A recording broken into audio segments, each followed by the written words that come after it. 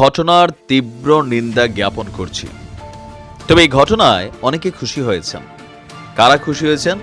আমি দেখছি যে যারাই খুশি হয়েছেন সবাই বেশিরভাগ এখানে হচ্ছে আওয়ামী লীগের সাপোর্টার।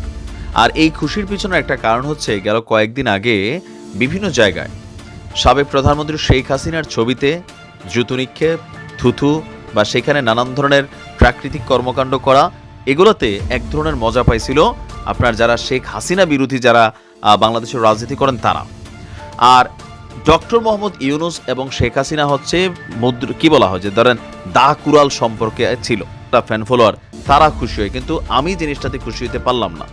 দিন শেষে তিনি কিন্তু আমার দেশের এই মুহূর্তে প্রধানমন্ত্রীর জায়গাটাতে আছেন। প্রধান উপদেষ্টা মানে প্রধানমন্ত্রীর জায়গা। সো একজন বাংলাদেশি হিসাবে ক্ষমতায় আওয়ামী লীগ থাকুক, বিএনপি থাকুক, জামাত থাকুক, ডক্টর ইউনূস থাকুক বা কালাচোরাই থাকুক, আনটিল তিনি আমার রাষ্ট্রের প্রধান হিসাবে আমার দায়িত্ব হচ্ছে তাকে নিয়ে যদি দেশের বাহিরে যেখানেই কোনো ঘটনা ঘটে সেটা নিয়ে প্রতিবাদ করা। শেখ হাসিনার ছবিতে যেমন জুতু মারা থুতু মারা অন্যায় ছিল, ডক্টর মোহাম্মদ ইউনূসের ছবিতেও আজকে জুতু এবং থুতু মারার জন্য যেই ধরনের পোস্টারিং করা হয়েছে তাও ভারতবর্ষে, সেটার আমি নিন্দা জ্ঞাপন করি। কারণ এই অসম্মানের খেলা এটা কখনোই কারোর জন্য সম্মান বয়ে নিয়ে আসে না। আপনি অন্যকে সম্মান করতে হবে, আপনার অপছন্দ হতেই পারে। দর্শক, আমাদের বাংলাদেশ এবং ভারতের মধ্যে যখন উন্মাদনা চলছে, পশ্চিমবঙ্গ এবার সকল কিছুর মধ্যে রেকর্ড ভঙ্গ করেছে। পশ্চিমবঙ্গের শিলিগুড়ি, আপনারা অনেকেই এলাকাটা চিনেন, পর্যটন ভিত্তিক একটা এরিয়া। শিলিগুড়িতে আমাদের অন্তর্বর্তী সরকারের প্রধান ডক্টর মোহাম্মদ ইউনূসের কিছু পোস্টার লাগানো হয়েছে, ডক্টর মোহাম্মদ ইউনূস বিরোধী পোস্টার। তো সেই পোস্টারে লেখা রয়েছে এই ছবিতে থুতু ফেলুন এবং আমার মুখে জুতা মারুন। চিন্তা করেন কত বড় বেয়াদবি কর্মকাণ্ড। স্থানীয় যুবক বলছে বাংলাদেশের সংখ্যালঘুদের উপর নির্যাতন চলছে। ইউনূস সরকারের উপর তারা ক্ষিপ্ত কেন?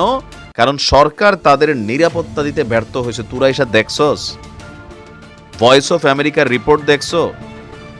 তোমরা তোমাদের মন মতো মিডিয়ার প্রচারণা ইউটিউব সোশ্যাল মিডিয়া প্ল্যাটফর্মে যা আসতেছে দেখতেছো, খাইতেছো, আর এগুলা নিয়ে আমাদের একটা অস্থির পরিবেশ তৈরি করছো।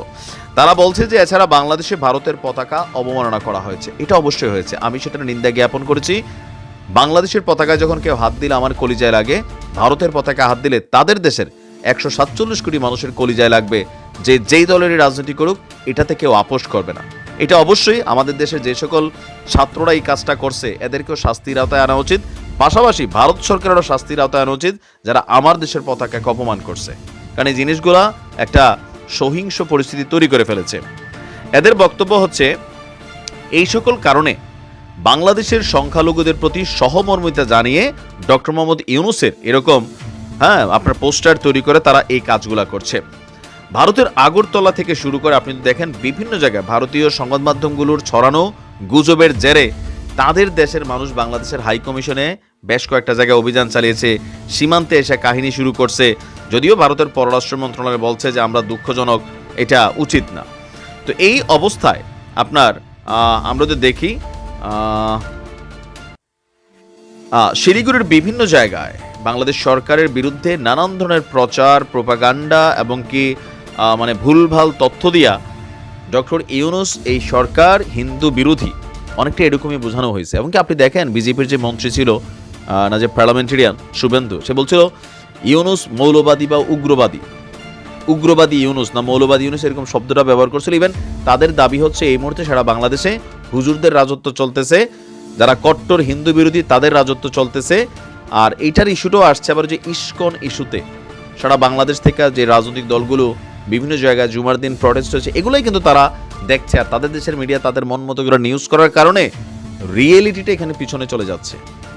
বাট আমরা তীব্র নিন্দা জ্ঞাপন করছি। এই কাজটা ভারত সরকারের এটা নিয়ে পদক্ষেপ নেওয়া উচিত, যারা এই কর্মকাণ্ড করেছে তাদেরকে গ্রেপ্তার করা উচিত।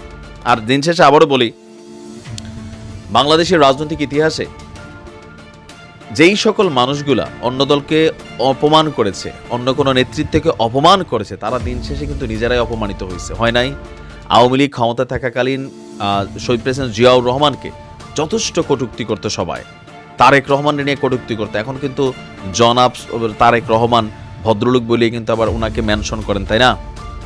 আজকে আওয়ামী লীগের সাথে যেটা ঘটছে সেখান থেকে বাকিরা শিক্ষা নেন। যে আজকে আপনি শেখ হাসিনার ছবিতে জুতু মারছেন, থুতু মারছেন, তো কালকে পশু তস্যু, আবার দেখা গেছে আপনার দল আপনার নেতার সাথে আবার দেশের রাজনৈতিক প্রেক্ষাপট পরিবর্তনের সাথে এইগুলা ঘটবে, এগুলো নিয়ে তখন কেউ কথা বলবে না।